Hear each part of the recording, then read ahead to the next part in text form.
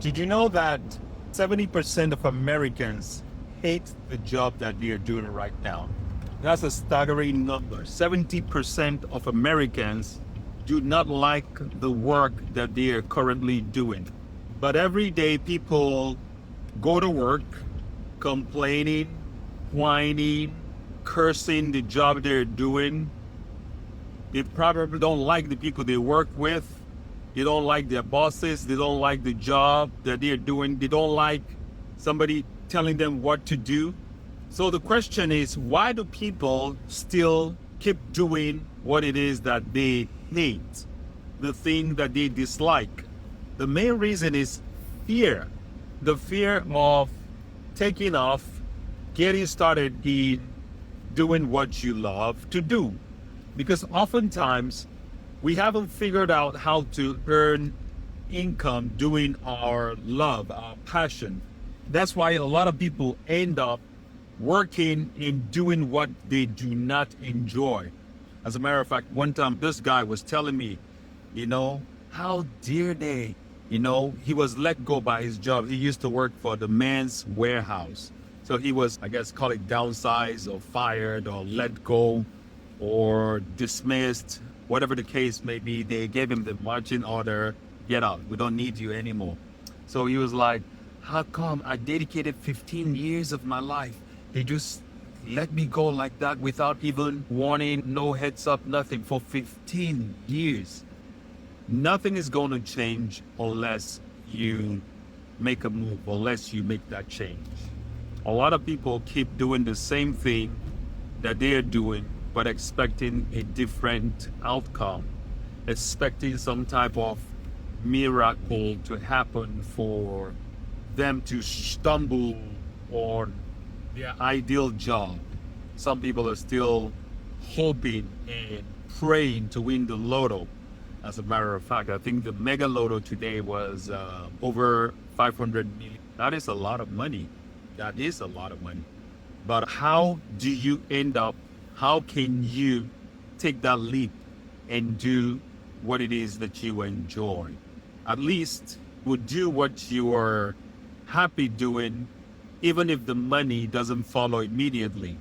But I'll say ultimately, once you take that leap of faith, make that move, things will start working out. You will not learn if you don't make a move. You will not have any breakthroughs if you don't take a leap of faith. Somebody said, fire first, then aim. Point the trigger, fire, then aim. So the point is, take a move, take that leap. Fear of failure, fear of what if I don't succeed? What if people laugh at me? What would my family say? What if this? It's okay to have your what ifs.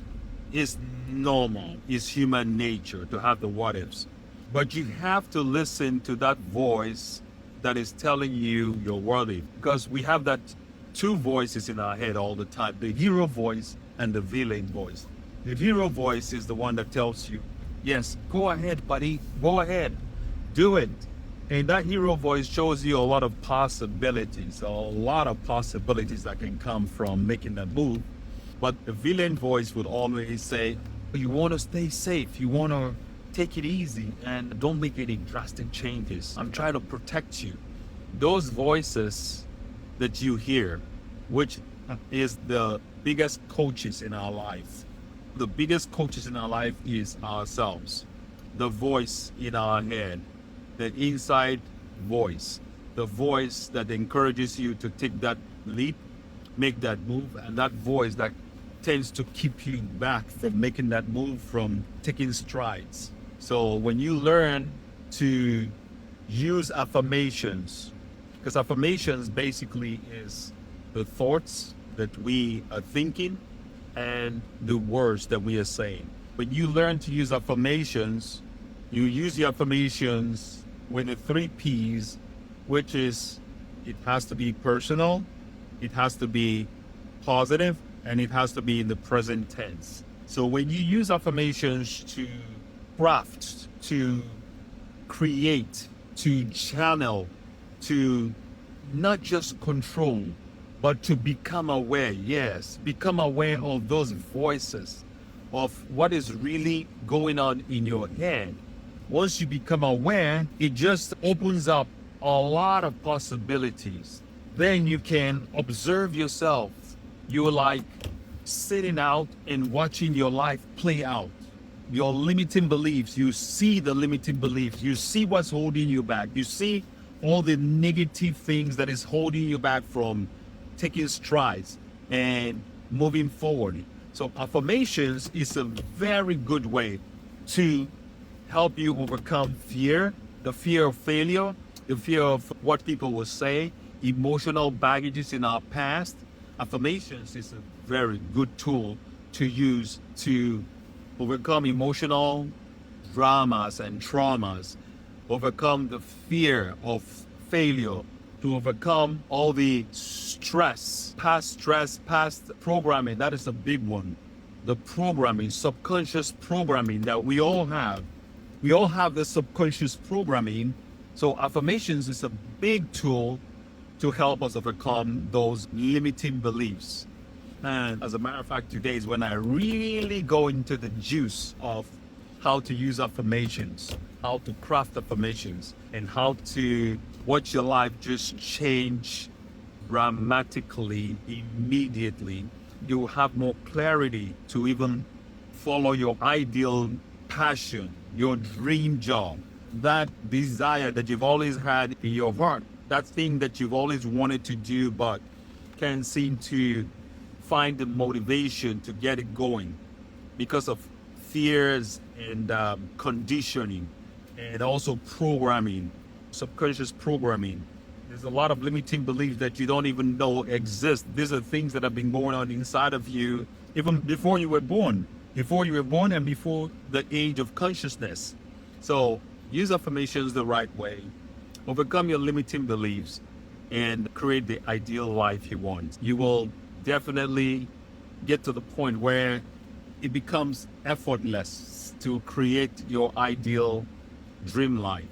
You want to start a YouTube channel. You want to start a social media, become an influencer. You want to increase your sales by learning how to use AI, by learning how to sell, by learning how to create content, by learning how to use content. I was having a conversation today with a family member, and I was asking him, he was talking about he wanted to create some packaging for his new business. So I asked him, do you use ChatGPT? There's a slew of other AI tools that he can use to create what he wants to do, to create samples of the packaging he's talking about, and eventually he'll pick the one that works for him. So I asked him if he uses AI, ChatGPT. He's like, I don't use that. I'm not even on Instagram just because of the distraction, because there's just too many things going on. Even I find it hard to keep up with my WhatsApp. There's so many groups and so many people hitting you up. So many people want you to comment on this. Sometimes you end up spending a lot of time just pretty much wasting time responding or joining this group and that group and this group and that group. And so I listened to him just give me his story. After giving me his story, I definitely knew what his limiting beliefs are and what kind of challenges he's going through. My question for him or for people that have that kind of story is this: are you supposed to use the tool, the software, the WhatsApp, or is the WhatsApp supposed to use you? Are you supposed to use social media, or is social media supposed to use you? If you let social media use you, who is the master now? If you cannot control your use of your social media, that you end up spending countless hours because you have to respond, you have to watch every video, you have to watch every message or respond to every message. So the master now has become the servant. Who is in control? Social media is not supposed to be the master over you. You are supposed to be the master over social media. You're supposed to be the master over WhatsApp tool. You're supposed to be the master. I guess one of my strategy is my phone is forever on silent. It's always on silent, or on busy mode. So when people call me, it either goes to voicemail or it just rings, and because those are distractions. You're not supposed to let your phone distract you. You own the phone. The phone doesn't own you. You're not supposed to jump at every call you get. One thing, my notification is forever on silent. If there's a notification in that phone, I do not know even if it exists. So use the tool. Don't let the tool use you. Use the tool, use AI to achieve the goals that you want. Don't let the AI use you. So that's all I want to say right now. Let's get it. Learn how affirmations work. Instead of saying things that like I will do, I will start tomorrow.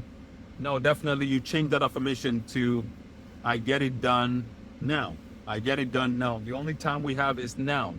Yesterday is gone. Tomorrow never comes. You heard the story about this pub in London, UK, that says, come back tomorrow, you get everything half off. Come back tomorrow, you get everything half off. When you go to this pub and you read the sign, you are hoping that when you come back tomorrow, you get things half off. But when tomorrow comes, you read the sign again, it says come back tomorrow. So the reality is that tomorrow never comes. Tomorrow is forever in the future. So the only time we have to do anything is right now. You can start using affirmations right now. You plant the seed, and once the seed is planted, all you need to do is just watering. You water the seed. One of the biggest affirmations to use is the self-love affirmation. I love myself. Say that 100 times in the morning, 100 times in the day, and 100 times at night before you go to sleep. So use affirmations the right way. I love myself. Another great affirmations to use will be, I approve of myself.